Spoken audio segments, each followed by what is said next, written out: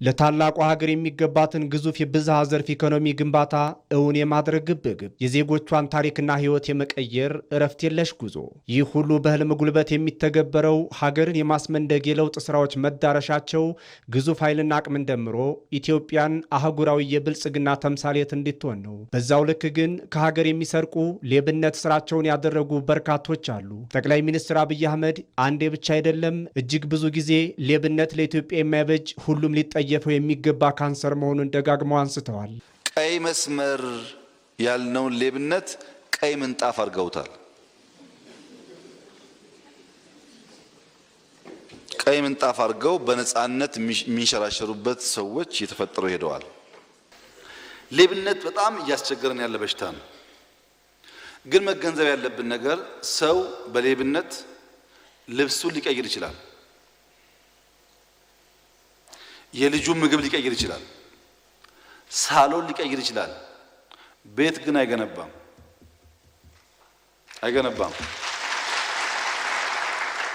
ቤት ሰርቶ ሊሆን ይችላል። ሀገር መስራት እስካልቻለ ድረስ ግን ያ ቤት ይፈርሳል፣ ይወረሳል። ሌብነት ደግሞ ከዛ የባሰ ካንሰር። ኢትዮጵያ ምኗ ይሰረቃል? ምን አላትና ይሰረቃል? ይሄ ችግር ኢትዮጵያ ውስጥ በስፋት አለ። ካልተረባረብን ያጠፋናል። የሚያሳዝነው ነገር ግን በተደጋጋሚ እንዳልኩት ሌቦች ሀብት አከማችተው ሳይበሉት እንደሚሞቱ እያየን፣ ሌቦች ሀብት አከማችተው ልጆቻቸውን ከሐሺሽ መታደግ እንደማይችሉ እያየን አሁንም እንሰርቃለን።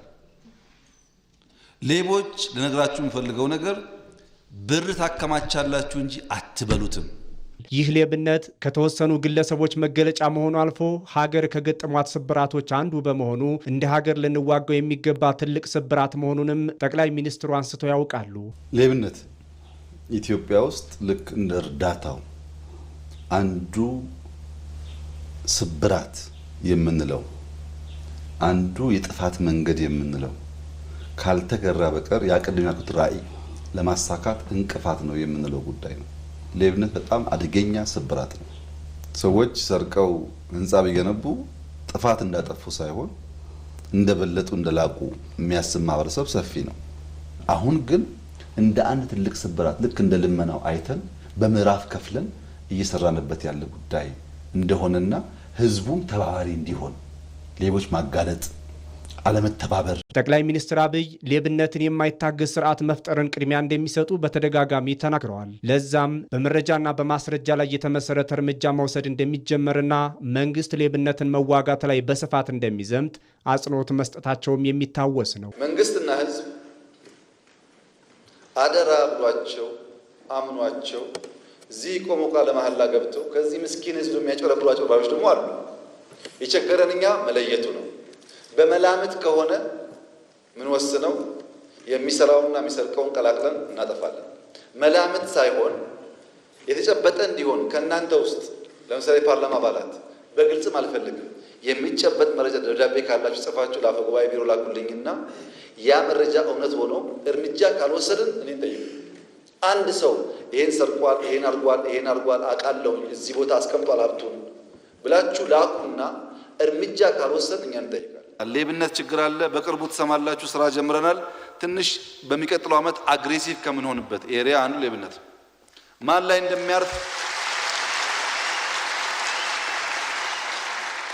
ማን ላይ እንደሚያርፍ አላቅም። ማንም ላይ ቢያርፍ ግን ጠንከር ያሉ ስራዎች ይሰራሉ።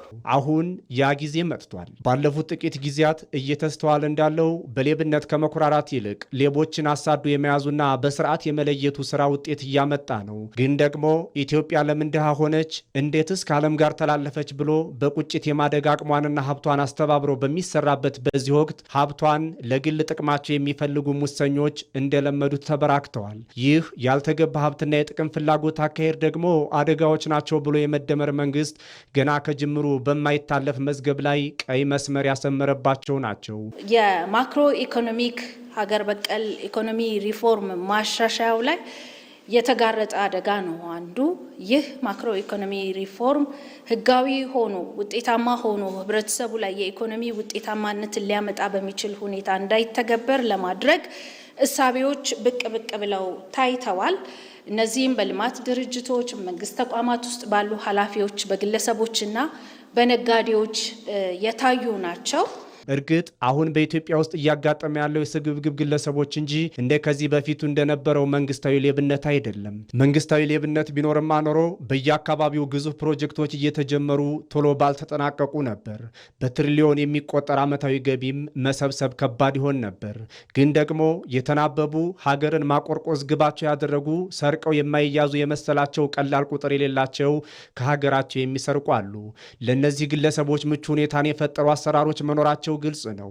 እየሰረቁ ያሉትም ይህንን አሰራር ተጠቅመው ነው። እናም መንግስት እነዚህን ብልሹ አሰራሮች ለማስተካከልና በግዙፉ የኢትዮጵያ የኢኮኖሚ ትግበራው ያለ እንቅፋት ለመጓዝ ያስችሉኛል ያላቸውን የህግ ማዕቀፍ አዘጋጅቷል። የሀገርን ሀብት የሚያባክነው የህዝብን የልማት መሻትን ከመንገድ የሚያስቀረውን ሙስናና ብልሹ አሰራር ለመዋጋት እርምጃ መውሰድም ጀምሯል። ይህ ደግሞ ከግለሰቦች ይልቅ የዜጎች እኩል ተጠቃሚነትንና ፍትህን የማንገስ እንዲሁም የጉዞዋን የተስፋ ብርሃን የማፋፋም ክንደ ብርቱ ስራ ነው። እነዚህ ብልሹ አሰራሮች፣ አዝማሚያዎች፣ ፍላጎቶችና ሂደቶች ስር ሳይሰዱ ፍላጎቶቹን በመግታት በህግ አግባብ የማየት አሰራሮችን የማዘመን በተለይ አንዱ የኢኮኖሚ ዘርፍ የሆነው ዲጂታላይዜሽን አገልግሎት አሰጣጥ ተጠያቂነትና የስራ ስምሪት ላይ ግልጽ መረጃን በማደራጀት ጉልህ ሚና የያዘ በመሆኑ መንግስት አሰራሮችን የማዘመን ተጠያቂነትን የማስፈን ብልሹ አሰራርን ደግሞ በህግ የመጠየቅና የማስተካከል ተደግመውም እንዳይፈጠሩ የማድረግ አካሄዶቹን አጠናክሮ ይቀጥላል። ይሄው የህግ ተጠያቂነት እርምጃ አሁን በየመስሪያ ቤቱ በየአገልግሎት መስጫውና በየተቋማቱ የተሸሸጉ የሙስና ስሮች ላይ በጽናት እየዘመተ ነው። አንደኛው ዜጎቻችንን በህገወጥ መንገድ ለማዘዋወር የተዘረጋው መስመርን የመቁረጥ አካሄድ ነው። በተለይ በስራና ክህሎት ሚኒስቴርን መሰረት አድርጎ ህገወጥ ከሆኑ ኤጀንሲዎች ጋር ህጋዊ ሪፖርት በማስመሰል ውል እንዲፈጽሙ ማድረግ፣ ሀገር የስራ ውል ከሌላት ሀገሮች ጋር የስራ ስምሪት እንዲደረግ የሚያደርጉ ኤጀንሲዎች ጋራ ውል በመፈጸም እንደዚሁም ያልተገባ ኮሚሽን ከዜጎች በመቀበል ዜጎች ላይ ኢኮኖሚ ጫና ሊያሳድር የሚችል ዜጎች ሀገር ውል ካልፈጸመችባቸው ሀገራትም ሄደው የኢኮኖሚና የስነ ልቦና ጫና እንዲሁም ኪሳራ እንዲደርስባቸው የማድረግ ህገወጥ አሰራሮችን መከተል ነው።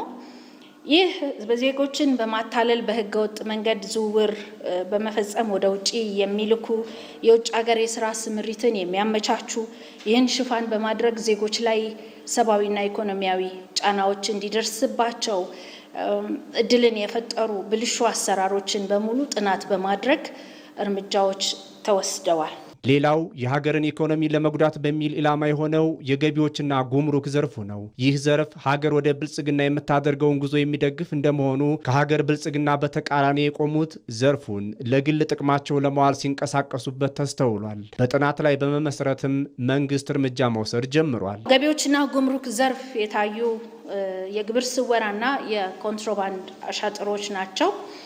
እነዚህ እንግዲህ በተለይ ጉምሩክ ከገቢ ዘርፍ ግብር ስወራ ጋር ተያይዞ እንደዚሁም ከህገወጥ ግብር ግምገማ ጋራ የተዛባ የግብር ግምት ከማድረግ ጋራ እንዲሁም ከኮንትሮባንድ እቃዎች ዝውውር ጋር በተያያዘም እንደዚሁ ከፍተኛ የሙስና ወንጀሎች አዝማሚያዎች የሚያሳዩ ሂደቶች ተገኝተዋል።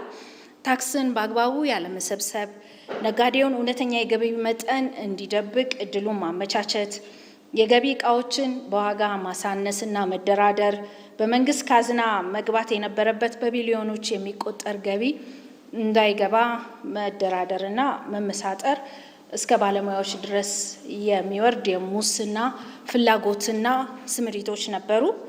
ሀገርን የማልማት አቅም ባዳከሙ በእነዚህ አካላት ላይ መንግስት የማያዳግም የማጥራት እርምጃ አድርጓል። አሁንም እንደዚሁ እያደረገ ይገኛል። በእነዚህ የግብር አሰባሰብ ስርዓቱን ባዛቡ ወይም እንዲዛባ በርና እድል በከፈቱ ሀገር ማግኘት የሚገባትን ጥቅም እንዳታገኝ በሰሩ እና ለልዩ ጥቅም በተጋበዙ አካላት ላይ የህግ እርምጃ ተወስዷል። አሁንም በጥናትና በምርመራ ሂደት ያሉ አሉ። በስርዓት ግንባታ በቴክኖሎጂ ትስስርና ግልጽነት ባላቸው አሰራሮች የተደገፈው ይህ እርምጃ የህግ የበላይነትን የማስከበር ቁርጠኝነትን በተግባር ያሳየበት ነው። ህብረተሰቡ በተደጋጋሚ ወደታች ወርዳችሁ እዩ፣ ሌቦችንም ተጠያቂ አድርጉ በሚል ሲያቀርብ የነበረው ጥያቄም ምላሽ ያገኘበትም ሆኗል። ህብረተሰቡ ገና ከጅምሩ ስጋቱን ሲገልጽ እጅና ጓንት ሆኖ ከመንግስት ጋር ወደ መሬት በመውረድ የተጀመረው ይህ የፍተሻ የምርመራ የማጥራትና እርምጃ የመውሰድ ስራ ቀን በቀን የመደመር መንግስት ስራው አድርጎ የሚሄድበት ምክንያት ለህዝባችን የገባነው ቃልና ለአፍሪካና ለዓለም ህዝብ ያለን ወይም የሚጠበቅብን የስራ ኃላፊነት ያስገድዱናል። የተጀመሩት አዳዲስ ተቋማዊ ሪፎርሞችና አሰራሮች ባለስልጣንም ሆነ ተራ ግለሰብ ሳይባል የህግ አምድ ፊት እኩል የሚጠየቁበትን ድፍረትና እውነት አጎናጽፈዋል። የታማኝነትና የቅንነት እሴት በገናናነት በሚመለስበት በዚህ ወቅት የእያንዳንዱ ዜጋ መብትና የሀገር ሀብት ከመቼውም ጊዜ በላይ ጥበቃ ወደሚደረግለት ይገኛል። ይህ ተስፋን ያሰነቀ ህዝባዊና መንግስታዊ ንቅናቄ ሀገራዊ እድገታችንን የሚያፋጥን ለትውልድ የሚሻገር ጠንካራ ተቋማዊ መሰረት የሚጥል ነው። ህዝቡም እድገቱን ሊቀሙት ሀብቱን ለግል ጥቅም ከሚያውሉበት ሙሰኞች ለመጠበቅ ከመንግስት ጋር ተባባሪ እንዲሆን ይጠበቃል። የመደመር መንግስት ግን የሀገር ስብራት የሆነውን ሌቦችን በማሳደድ ከመፍታት ባለፈ በመደመር እሳቤ የኢትዮጵያን ብልጽግና ከማረጋገጥ ጎን ለጎን የሚፈጠረውን እድገትና የልማት ውጤት ከቦጥቧጮች መጠበቅ ወሳኝ የሆነውን ስትራቴጂ እያዘጋጀና ሌባን ብቻ ሳይሆን ሌብነትንም በአሰራር ስርዓት ለማጥፋት ያስኬደኛል ያለውን ስራ እየሰራ ስለመሆኑ ጠቅላይ ሚኒስትር አብይ አህመድ መናገራቸው ይታወሳል። የኢትዮጵያ ህዝብ ሌብነት በቃኝ ብሏል። ሌቦችን ከውስጣችሁ አጥሩ ብሏል። ሌብነት የተንሰራፋበት ብልጽግና አልቲሜት ውጤት አያመጣም ብሏል። ህዝቡ በግልጽ ቋንቋ ተናግሯል። እኛም ሰምተናል። ብልጽግና ማምጣት በቂ አይደለም። ያ የመጣውን ልማት እድገት ብልጽግና ገቨርን ማድረግ ማስተዳደር መልሶ የሚበላ ሳይሆን የሚዘልቅ እንዲሆን ገቨርን ማድረግ እንዴት ይቻላል የሚለውን እሳቤ ያነሳል። የዛን ጊዜ ሀገርን ከሌቦች በመታደግ ብልጽግናዋንም ማረጋገጥ የበለጠ ቀላል ይሆናል።